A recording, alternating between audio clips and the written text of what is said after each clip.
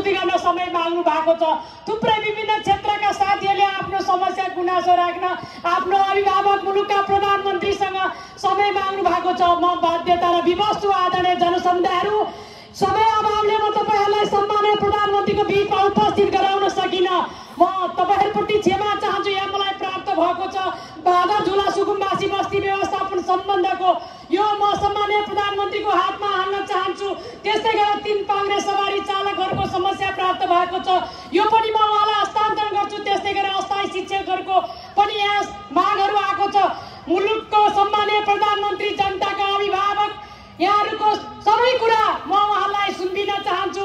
अब ढिला नगरी हामी सबैको आशा र केन्द्रको धरोहर, राष्ट्र निर्माता, विकास र समृद्धिका नायक, यो मुलुकका सम्माननीय प्रधानमन्त्री, जनताका ढुकढुकी आशा र विश्वासका धरोहर, सम्माननीय प्रधानमन्त्री नेपाल कम्युनिस्ट पार्टी केपी शर्मा ओलीलाई आफ्नो महत्त्वपूर्ण सार्वजनिक मन्तव्यका लागि म मञ्चमा आमन्त्रण गर्छु। सम्माननीय प्रधानमन्त्री केपी शर्मा ओलीज्यू।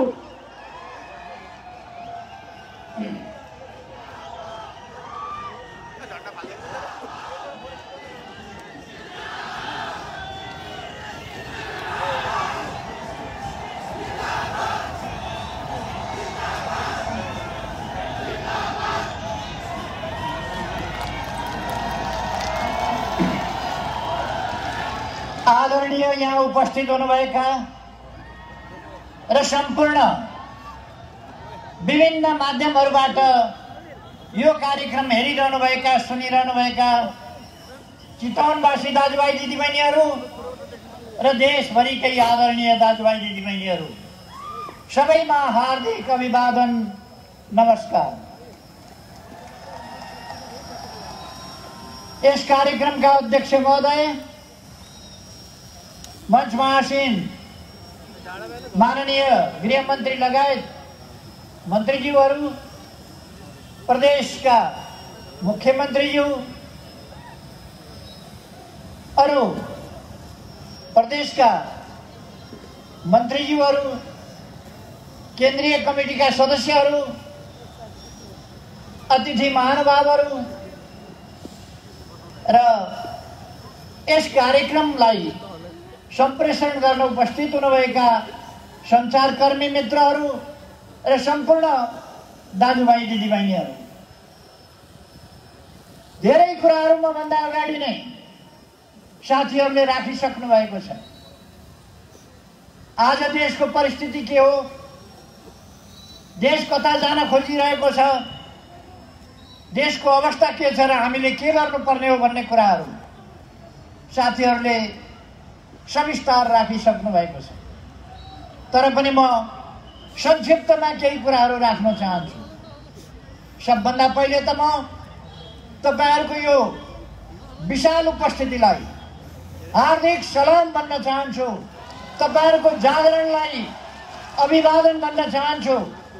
तपाईहरुको जागरणलाई धेरै धेरै धन्यवाद भन्न चाहन्छु। तपाईहरुले यस जिल्लाबाट 3 जना सांसद छान्नु भएको थियो। आज तपाईहरुको साथमा सांसदहरू खोइ, ती सांसदहरूलाई तपाईहरु चाहिएन। आज तिनलाई तपाईहरु चाहिएन। अब तपाईहरुलाई तिनीहरू चाहिन्छ। जसलाई तपाईहरु चाहिँदैन, तपाईहरुलाई तिनीहरू चाहिन्छ। आवश्यकता छैन।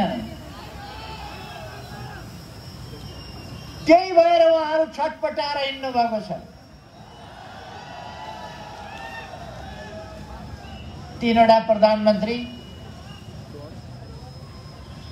लौरो टेकेर लुखुर लुखुर देशलाई 3वटा प्रधानमन्त्री लाइन लागेर हिँड्नु भएको छ बुढेसकालमा। उहाँहरूको उद्देश्य राम्रो भइदिए भए हुन्थ्यो, स्वागत गर्न मिल्थ्यो राम्रो भइदिएको भए। तर राम्रो छैन। पार्टी ध्वस्त पार्ने, आन्दोलन सकाप पार्ने, देश बर्बाद पार्ने मनसाय उहाँहरूको छ।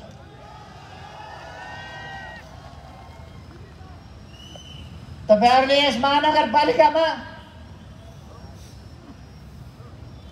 अलिअलि 76 जिते भए पनि अलिअलि भोट त दिएकै थियो नि। खोइ तपाईको मेयर आज यहाँ चितवनको यत्रो सभा यहाँ भइरहेको छ। तपाईहरु चितवन भरिबाट आदरणीय दाजुभाइ दिदीबहिनीहरु यहाँ जम्मा हुनु भएको छ। खोइ तपाईका मेयर पिकनिक खान जानुभयो होला कतै।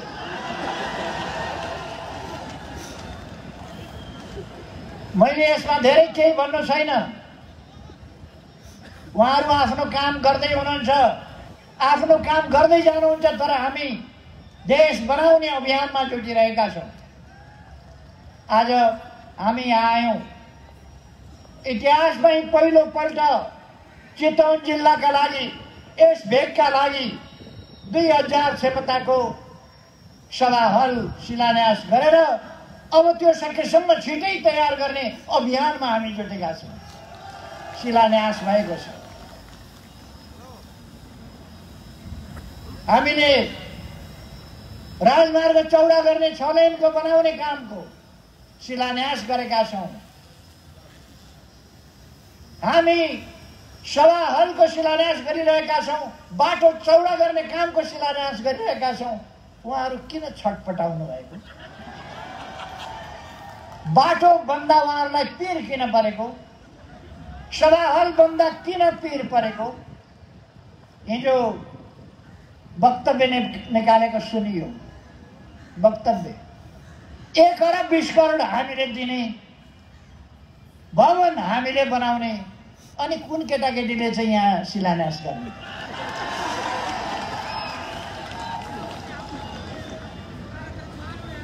निर्माण हामीले गर्ने। अचम्म लाग्छ। खैर, चितवन जिल्ला विकास निर्माणका काममा अगाडि बढिरहेको छ। धेरै अगाडि साथीहरूले भने पनि सक्नुभयो धेरै कुराहरू।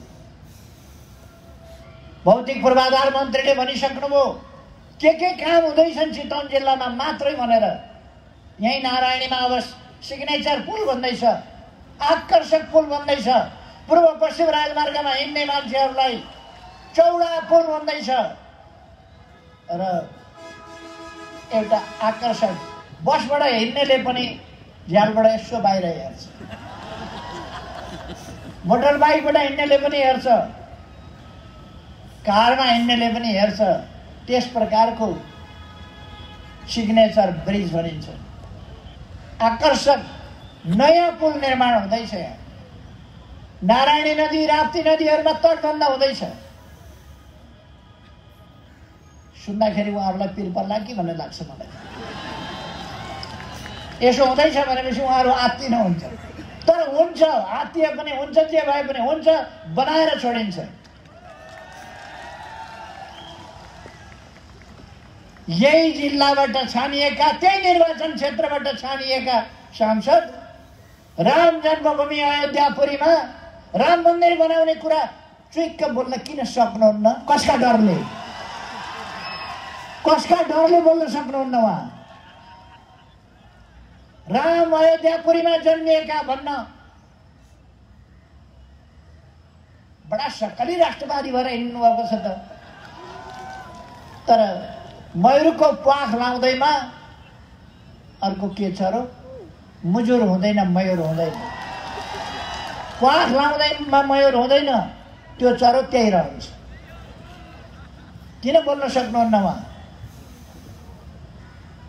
त्यसको मास्टर प्लान, गृह योजना तयार हुँदैछ। रामको भव्य प्रतिमूर्ति तयार भइसकेको छ, निर्माण भइसक्यो रामको मूर्ति। सीताको बनिरहेको छ, अब लक्ष्मण र हनुमानको पनि बन्छ। अर्को सालको रामनवमीमा हामी राम जन्मभूमि अयोध्यापुरीमा भव्य ढङ्गले प्राण प्रतिष्ठा गर्नेछौँ रामनवमीका दिन। यसैपल्ट भ्याइँदैन, अर्कोपल्ट हामी त्यो भव्य ढङ्गले प्राण प्रतिष्ठा गर्ने कार्यक्रम गर्दैछौँ। त्यसको अर्थ के हो? अयोध्यापुरी अब विश्वका हिन्दूहरूको, विश्वका संस्कृतिविदहरूको, विश्वका पुरातत्वविदहरूको, विश्वका सभ्यताविदहरूको गन्तव्य स्थान हुनेछ, पर्यटकीय स्थान हुनेछ। धेरै तीर्थालु भक्तजनहरूको त्यहाँ गन्तव्य स्थल हुनेछ। हामी रियु अर्थात् सरयू नदी, त्यसको व्यवस्थापन, पुलहरूको व्यवस्थापन, नदीहरूको तटबन्धको व्यवस्थापन आदि गर्नेछौँ। मैले भनिरहनु पर्ला जस्तो लाग्दैन। यो भूमि असाधारण सम्भावना बोकेको भूमि हो। यो अहिले चितवनले ओगटेको 2288 स्क्वायर किलोमिटर भूमि, त्यो भूमि जसमध्ये 954 स्क्वायर किलोमिटरको निकुञ्ज छ। यी सबै चिजको हामी व्यवस्थापन गर्नेछौँ र बृहत चितवन भ्याली 4788 स्क्वायर किलोमिटरको बृहत भ्याली, जसको नयाँ आबादी 2013 सालबाट सुरु भएको थियो, अहिलेसम्म आइपुग्दा यसको नयाँ स्वरूपमा अगाडि बढेको छ। आगामी दिनमा यसलाई अझ नयाँ स्वरूपमा यस भ्यालीलाई दाउन्नेदेखि लिएर यता उसम्म मकवानपुरको मनारीसम्म अथवा मनारीभन्दा उतासम्म कर्रासम्म यो 4788 स्क्वायर किलोमिटर पर्छ। त्यो भूमिको हामी व्यवस्थित ढङ्गले मास्टर प्लान बनाएर आधुनिक खेती योग्य जमिनलाई खेती र बगैँचाको रूपमा विकास गरेर, आरक्षणलाई, निकुञ्जलाई त्यसै अनुसार व्यवस्थित गरेर, जनता र वन्यजन्तुका बीचको द्वन्द्वलाई समाप्त पार्ने प्रबन्ध गरेर, त्यहाँका जनतालाई पीडा नपर्ने गरीको व्यवस्था गरेर यी सबैतिरको विकास गर्ने काम हामी गर्नेछौँ। मैले माडीलाई मणि बनाउँछु भन्ने उद्घोष माडीमा गएर गरेका थिएँ। जसका लागि भोट मागे उही नै मणि होइन, कुहेको आलु जस्तो निस्किएपछि कहाँबाट बनाउनु? मणि बनाउन पहल गर्लान्, अगुवाई गर्लान् भनेको विरोध गर्दै ठिक भयो, खुट्टा तान्दै ठिक भयो। कहाँबाट बन्छ अनि मणि? तपाईहरुलाई पिर परेको होला, पार्टी फुट्यो भनेर। तपाईहरु आफू यता काले यतातिर हेर्नुस्, यता काले यतातिर हेर्नुस्, यता काले उतातिर हेर्नुस्, उता काले यतातिर हेर्नुस्, पार्टी फुट्याएर छ कि रहन्छ तपाईहरु देख्नु। यताबाट यता हेर्नुस् त पार्टी फुट्या छ कि छैन, यताबाट यतातिर हेर्नुस् त पार्टी फुट्या छ कि छैन। पार्टी फुटेको होइन, केही मान्छेहरू बाहिर गएका हुन्। जीवन शर्माले गीत गाउँछन्, पिलो निचोरिँदैमा ओजन घटेको हुन्न भने। हामीले निचोरेको होइन, आफै निचोरिएर फुत्त निस्किएको पिलोको आँको। यी मान्छेको इतिहास देशलाई दुःख दिएको, जनतालाई दुःख दिएको, रुवाएको इतिहास हो। अहिले मान्छे बनाउन खोजेको कहाँ हुनु फेरि? जस्ता तस्तै नेपालको कम्युनिस्ट आन्दोलनका सम्पूर्ण धाराहरू, हिजोका सम्पूर्ण धाराहरू, त्यो एमाले होस् कि माओवादी होस् कि अरू धाराहरू हुन्, सबै धाराहरू एक ठाउँमा आएर मिसिएको छ। त्यो हो नेकपा, त्यो हो हामी। हामी नै हो त्यो शक्ति। जसले देशलाई शिरमाथि राखेर हिँडेको छ, जसले जनतालाई छातीभित्र राखेर हिँडेको छ, जसले सुशासन र विकासलाई आफ्नो उद्देश्य आदर्श र सङ्कल्प बनाएर हिँडेको छ, जसले समृद्ध नेपाल र सुखी नेपाली बनाउने राष्ट्रिय आकांक्षालाई साकार पार्ने प्रतिज्ञा गरेको छ, त्यो पार्टी यो पार्टी हो। त्यसकारण म दाजुभाइ दिदीबहिनीहरूलाई आग्रह गर्न चाहन्छु, अघि रामबहादुरजीले भन्नुभयो शुद्धिकरण आवश्यक थियो। तपाईहरुले देख्नुभयो आज हाम्रो पार्टी एकजुट छ, एक ढिक्का छ, एकजुट एक ढिक्का। तर अलिक अस्तिसम्म तपाईहरु के न राम्रो सुन्नुला कुरा पार्टीको भनेर रेडियो खोल्नुहुन्छ, टेलिभिजन खोल्नुहुन्छ, अनलाइन खोल्नुहुन्छ, हेर्नुहुन्छ, के पाउनुहुन्छ भने बैठक बोलाइ पाऊँ भनेर निवेदन। किन निवेदन लेख्नु पर्यो? बैठक त जति बेर बोलाइदियो भने त्यति बेर बोलाइहाल्छु मैले। तर निवेदन त्यो किन भने सञ्चार माध्यमले प्रचार गर्छ। तपाईहरुका मनमा सुइराले घोच्नका लागि त्यस्ता समाचार, तपाईहरुका मनमा सुइराले घोच्नका लागि, तपाईहरुका मनमा पीडा पुर्याउनका लागि त्यस्ता कामहरु भए। तपाईहरुको मनोबल टुटाउनका लागि, तपाईहरुको आत्मविश्वास भत्काउनका लागि ती कामहरु भए। तपाईहरुले कहिल्यै पनि राम्रो समाचार पार्टीको सुन्न पाउनु भएन।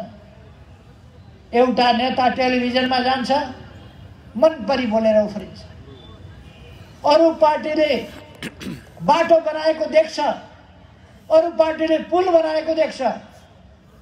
हामीले 400 भन्दा बढी सडक पुलहरू बनाएका छौं यस बीचमा।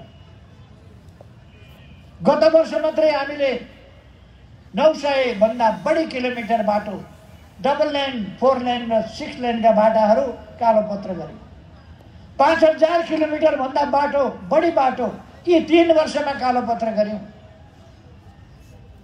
यी 3 वर्षमा नेपाल सुरुङ युगमा प्रवेश गर्यो।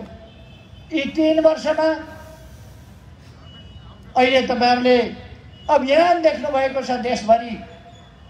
देशभरि सडक बालबालिका हामी सडकमा देखिन दिदैनौं।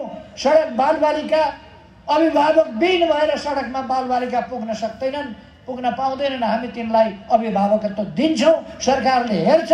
कोही पनि बालबालिका अभिभावक बिन, नेपाली बालबालिका अब अभिभावक बिन हुँदैन। गरिबीको कारणले कसैले पढ्न नपाउने स्थिति भन्ने हुँदैन। मेरो सहारा कोही भएन, म बेसहारा भए भनेर सडकमा फालिनु पर्ने स्थिति, त्यस्तो स्थितिमा कोही पनि नेपाली अब बस्नु पर्दैन। त्यसको प्रबन्ध हामीले गरेका छौं। बेरोजगार भए खाडीमा युवा छन् भनेर अहिले गीत गाउँछन्। अहिले यो सरकार बनेपछि युवा खाडीमा जाने प्रक्रिया कम भएको छ र कम गर्दै लगेर देशमा रोजगारीका अवसरहरू सिर्जना गर्दै लगेर हामी देशमै स्वरोजगार युवाहरू बनाउँछौँ। प्रधानमन्त्री रोजगार कार्यक्रम, राष्ट्रपति महिला स्वरोजगार कार्यक्रम, युवा स्वरोजगार कार्यक्रम, कृषिको आधुनिकीकरण मार्फत, उद्योगहरूको स्थापना मार्फत, ग्रामीण औद्योगिक ग्रामहरूको स्थापना मार्फत देशलाई औद्योगिकीकरण आधुनिकीकरण गर्दै लाने। हामी डिजिटल नेपाल बनाउँदै गएका छौं। अस्ति भर्खर मात्रै हामीले एकै दिन 309 वटा अस्पताल एकै दिन शिलान्यास गर्यौं। 396 वटा भोलि पर्सिपल्टसम्ममा गर्दा गए। एकै दिन 309 वटा अस्पताल शिलान्यास गरेको इतिहास दुनियाँमा एउटा देशमा तपाईहरुले कमै भेट्नु होला। नेपाल सानो देश भए पनि 309 वटा अस्पताल एकै दिन हामीले शिलान्यास गर्यौं। अहिले बालबालिकाहरू, हरेक बालबालिका स्कुल पुग्छन्। स्कुल पुगेका बालबालिका स्कुल छोडेर घर फर्किँदैनन्। त्यो स्थिति हामीले निर्माण गरेका छौं। बालबालिका पहिले युवाहरू या बालकहरू, धेरै स्कुलमा हुने बालिकाहरू घरमै हुने हुन्थ्यो। अहिले सम्पूर्ण बालिका स्कुलमा, सम्पूर्ण बालक स्कुलमा त्यो अभियान हामीले चलाएका छौँ र त्यो सफलताका साथ अगाडि बढेको छ। नेपालमा साक्षरताको अभियान अगाडि बढेको छ र हामी तुरुन्तै अल्प विकसित राष्ट्रबाट नेपाललाई विकासशील राष्ट्रमा स्तरोन्नति गर्दैछौँ। आगामी वर्ष सन् 2022मा अल्प विकसितबाट विकासशील राष्ट्रमा विकास गर्दैछ। हामीले मानव विकास सूचकाङ्कका अनेक आँकडाहरू माथि पुर्याएका छौँ अहिले। त्यसकारण म दाजुभाइ दिदीबहिनीहरूलाई भन्न चाहन्छु, तपाईँहरू ढुक्क हुनुहोस्, आशावादी हुनुहोस्, आत्मविश्वास राख्नुहोस्। यो देश प्राकृतिक हिसाबले सुन्दर मात्रै होइन, यो देश स्रोतहरूले पनि अत्यन्तै सम्पन्न छ, खनिजहरूले भरिपूर्ण छ र यस देशको विकास तीव्र गतिले गर्न सकिन्छ। त्यसै कारण हामीले 7% भन्दा बढी आर्थिक वृद्धि दर लगेका थियौँ। यहाँहरूलाई थाहा छ, 1 वर्ष विश्वव्यापी रूपमा कोभिड-19 नामको महामारी आयो। विश्वका थोरै देशले मात्रै खोप सुरु गरेका छन्, तर नेपालमा खोपको अभियान हामीले 3 दिन अगाडि सुरु गरिसक्यौँ। 4 दिन अगाडि भयो। 14 गतेबाट देशव्यापी रूपमा हामीले 77 जिल्लामा पहिलो दिन 14 गते 75 जिल्लामा भयो। 16 गतेबाट 77वटै जिल्लामा खोप अभियान अगाडि बढेको छ, लगातार अगाडि बढेको छ र हिजो बेलुकासम्ममा, हिजो 4:30 बजेसम्ममा 48,000 भन्दा बढीले खोप लगाइसकेका थिए। यो क्रम अगाडि बढिरहेको छ र मैले भनेको छु, एकदमै फोरफ्रन्टमा रहेर कठिनाई झेलेर काम गर्नेहरूलाई खोप दिलाउने काम आगामी 3 महिनाभित्र हामी सम्पन्न गर्नेछौँ र बाँकी जनतालाई क्रमशः हामी यो सन् 2021 भित्र सम्पूर्ण जनतालाई खोप लगाइसकेर कोभिड-19लाई हामी नेपालबाट भगाउँछौँ, बाँकी विश्वले पनि भगाउँछ भन्ने हामीले विश्वास लिएका छौँ। अब तर कतिपय तत्त्वहरू सरकारले खोप ल्यायो, छिटै ल्यायो भन्न सक्दैन। त्यो भन्दा जनताले थाहा पाए भने, जनताले त उनीहरूले थाहा पाए भने भन्ने डर मान्दै पनि जनताले त खोप लगाइराखेका छन्, थाहा पाइराखेका छन्। जनताले थाहा नपाएको भए यो उपस्थिति आज यस ठाउँमा हुन सक्ने थिएन। जनतालाई थाहा छ भएका कामहरू। हामीले तराईमा के गरेका छौँ? हुलाकी राजमार्ग पहिलोपल्ट म प्रधानमन्त्री हुँदा मैले भने 20 वर्षदेखि गफ गरेर भएन, हुलाकी राजमार्ग हामी आफैले निर्माण गर्छौँ भनेर हामीले सुरु गरेर 10 अरबभन्दा बढी रकम छुट्याएर हुलाकी राजमार्ग निर्माण गर्न थाल्यौँ। निकुञ्जका केही समस्याहरू बाहेक राजमार्ग आम रूपमा निर्माण भइसक्न लागेको स्थिति छ। निकुञ्जका केही ठाउँहरूमा केही बाटो तर्काउनु पर्ने या खोल्नु पर्ने, त्यसका केही प्रक्रियाहरू मिलाउनु पर्ने कुराले गर्दा विलम्ब भएको छ। नत्र भने हुलाकी राजमार्ग धेरै ठाउँमा तयारी भएको छ। हुलाकी राजमार्गको कारणले त्यहाँ पनि सैकडौँ पुलहरू बनेका छन्। त्यो मैले केही भनिरहनु पर्ला जस्तो लाग्दैन। नारायणी नदी, राप्ती नदीहरूको तटबन्ध तपाईँहरूले अपेक्षा गर्नुभएको छ, त्यो काम अगाडि बढिरहेको छ र फेरि पनि अगाडि बढ्नेछ। सुकुम्बासी समस्याको सम्बन्धमा मलाई जानकारी छ। चितवन एउटा नयाँ आबादी भएको, नयाँ बस्ती भएको जिल्ला हो। मूलतः यस जिल्लामा, यसै जिल्लाबाट भूमि समस्या समाधान गर्ने आयोगका अध्यक्ष यसै जिल्लाका मान्छेलाई राखेर भूमि समस्या समाधान गर्ने कामको जिम्मा दिएको छ। देवी गेवालीजी यहाँ हुनुहुन्छ। उहाँ भूमि समस्या समाधान आयोग, अव्यवस्थित बसोबासको समस्यालाई समाधान गर्ने आयोगको अध्यक्ष हुनुहुन्छ। त्यसकारण यी विषयहरूमा हामीले ध्यान दिएका छौँ र समाधान गर्छौँ भन्ने कुरा म दाजुभाइ दिदीबहिनीहरूलाई ढुक्क रहन आग्रह गर्न चाहन्छु। आज देशले विभिन्न क्षेत्रमा मैले पहिलोपल्ट तुइन विस्थापित गर्ने कुरा गरेँ। धेरै आत्तिए त्यस कुराले, तर आज आम रूपमा तुइन विस्थापित भए। आज 400 भन्दा बढी झोलुङ्गे पुलहरू यो 3 वर्षमा निर्माण भइसकेका छन्। 125 भन्दा बढी तुइनहरू विस्थापित भइसकेका छन्। पूर्व पश्चिम राजमार्ग चौडा गर्ने काम लगातार हुँदैछ। नारायणघाट बुटौल खण्ड धमाधम निर्माण कार्य भएको तपाईहरुलाई जानकारी छ। आज यस ठाउँमा पनि हामीले शिलान्यास गरेका छौँ। यो बाइपास चौडा हुँदैछ 4 लेनमा, तपाईहरुले देख्नु भएको छ। अरु यस्ता अनेक कामहरू देशभरि अब हामीले भर्खरै निर्णय गरेका छौँ। यो पालिकाका सदरमुकामहरूलाई कालो पत्रे सडकले जोड्ने काम, यी कुराहरू अगाडि बढिसकेका छन्। त्यसकारण म दाजुभाइ दिदीबहिनीहरूलाई भन्न चाहन्छु, तपाईहरु कुनै अलमलमा नपर्नुहोस्। हामीले चुनावको घोषणा गरेका छौँ। अब 78 साल वैशाख 17 गते शुक्रबार पहिलो चरणको निर्वाचन हुन्छ र दोस्रो चरणको निर्वाचन 78 साल वैशाख 27 गते सोमबारका दिन हुन्छ।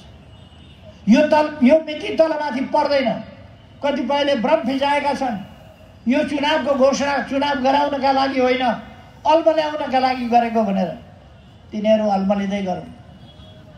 चुनाव हुन्छ भनेकै मितिमा, तोकिएकै मितिमा, घोषणा गरिएकै मितिमा चुनाव हुन्छ।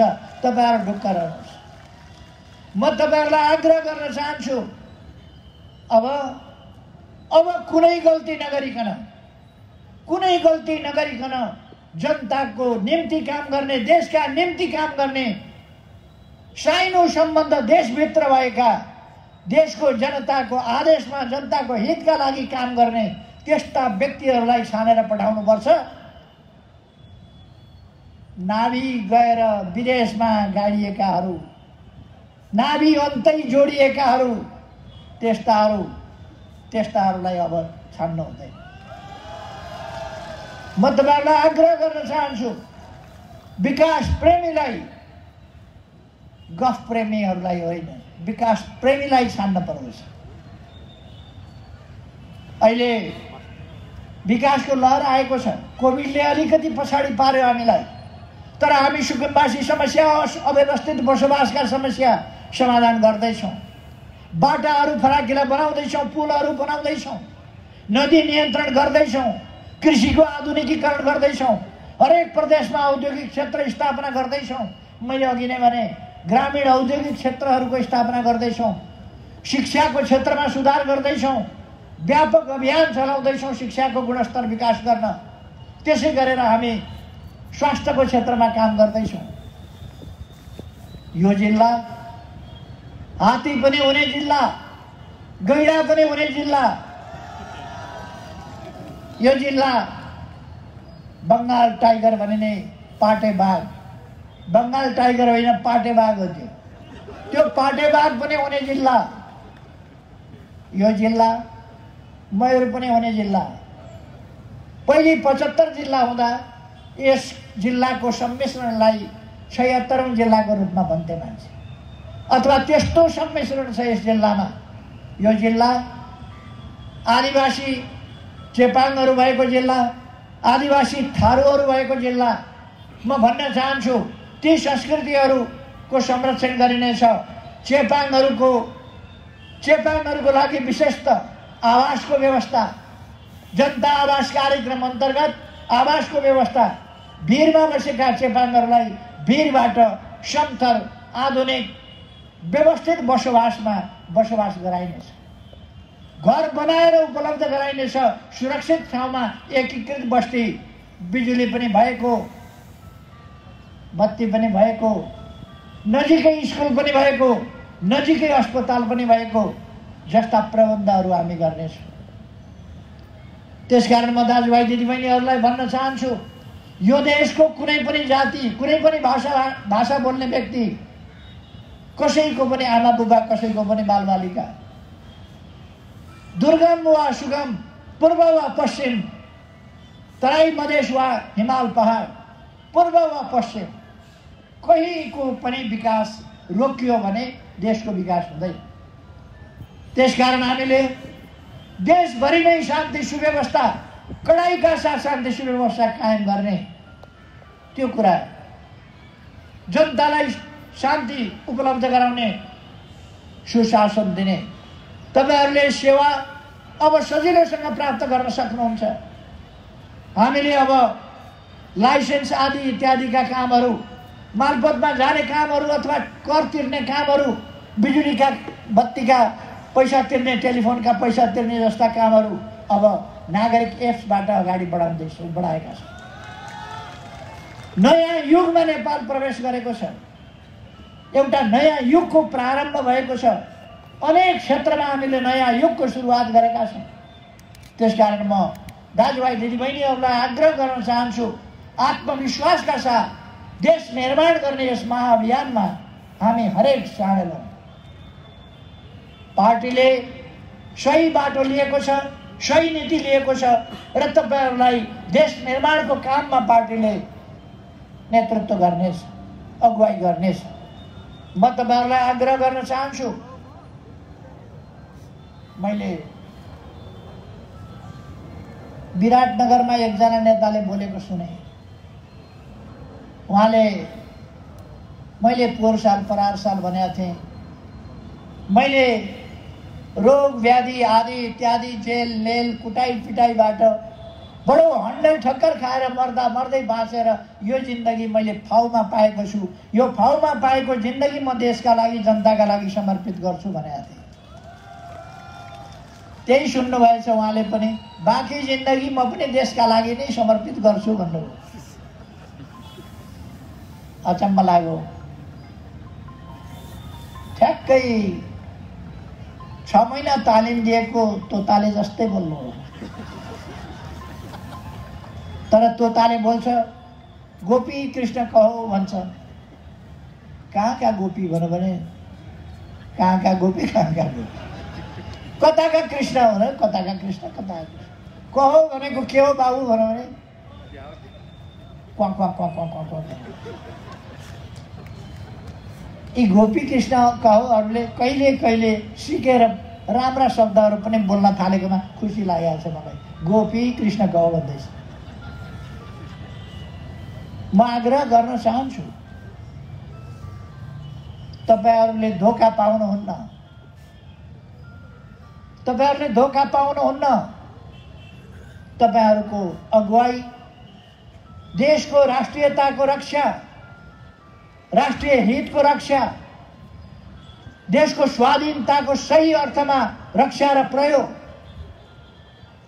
देशको भूगोलको जमिनको रक्षा अहिलेको पार्टीले गर्नेछ, अहिलेको नेतृत्वले गर्नेछ, अहिलेको सरकारले गर्नेछ र त्यसको अगुवाई मैले गर्नेछु। तपाईहरू ढुक्क हुनुहोस्।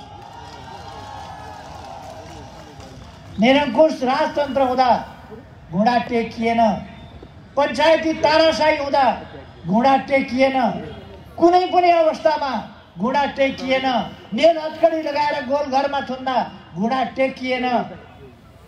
अब घुँडा टेक्नु पर्ने कुनै आवश्यकता छैन, अवस्था छैन, टेकिँदैन र नेपालको स्वाभिमानलाई माथि उठाइन्छ। साथीहरू ढुक्क हुनुहोस्, दाजुभाइ दिदीबहिनीहरू ढुक्क हुनुहोस्। देशको विकास गरेर छोडिन्छ। केही वर्षभित्रै जनताले अनुभूत गर्ने गरी देशको विकास गरिन्छ। यो 3 वर्षमा म प्रधानमन्त्री भएपछि राष्ट्रियताको प्रश्नमा अथवा लोकतन्त्रको प्रश्नमा अथवा विकास निर्माणको प्रश्नमा अथवा शिक्षा स्वास्थ्य क्षेत्रका पक्षमा, पूर्वाधार विकासका पक्षमा काम भएको कुरा, फरक परेको कुरा यहाँहरूले देख्नु भएको छ भन्ने मलाई लाग्छ। त्यसकारण म यहाँहरूलाई आत्मविश्वासका साथ अगाडि बढ्न आग्रह गर्न चाहन्छु। ढिलो पनि भइसकेको छ। आज यो तराई जस्तो ठाउँमा पनि निकै धेरै चिसो। आज घाम लाग्न पाएन, तर हाम्रो प्लेन पनि आएन प्लेन नआए पनि हामी कुनै सुरत हेलिकप्टर लिएर आयौँ। तपाईँहरूसँग भेटघाट भयो, खुसी लागेको छ। चुनावभन्दा अगाडि फेरि कम्तीमा एकपल्ट योभन्दा 2 गुणा ठुलो सभामा सम्बोधन गर्न म तपाईँहरूको बिचमा फेरि आउँछु। अहिले त यो त कास्टिङ मात्रै हो, यो सुरुवात मात्रै हो हाम्रो आमसभाको। अबको आमसभा योभन्दा कम्तीमा 2 गुणा ठुलो हुनेछ, त्योभन्दा अझ बढ्दै ठुलो हुनेछ। त्यसलाई सम्बोधन गर्न फेरि म यहाँहरूका बिचमा उपस्थित हुनेछु। दाजुभाइ दिदीबहिनीहरू सबैलाई म धन्यवाद भन्न चाहन्छु तपाईँहरूको यस धैर्यताका लागि। यो चिसोमा बसेर यसरी कार्यक्रमको अन्तिमसम्म बस्नुभएको, मलाई यस कार्यक्रममा आमन्त्रण गर्नुभएकोमा तपाईँहरूलाई धन्यवाद भन्न चाहन्छु। यहाँका आज शिलान्यास गरिएका कामहरूलाई तीव्रताका साथ अगाडि बढाउन म सरकारको सम्बन्धित निकायहरूलाई ध्यान दिन आग्रह गर्न चाहन्छु।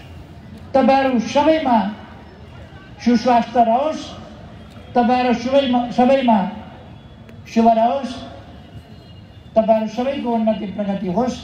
धेरै धेरै शुभकामनाका साथ आफ्नो भनाइ टुङ्ग्याउँछु। धन्यवाद। धेरै धेरै धन्यवाद। सम्माननीय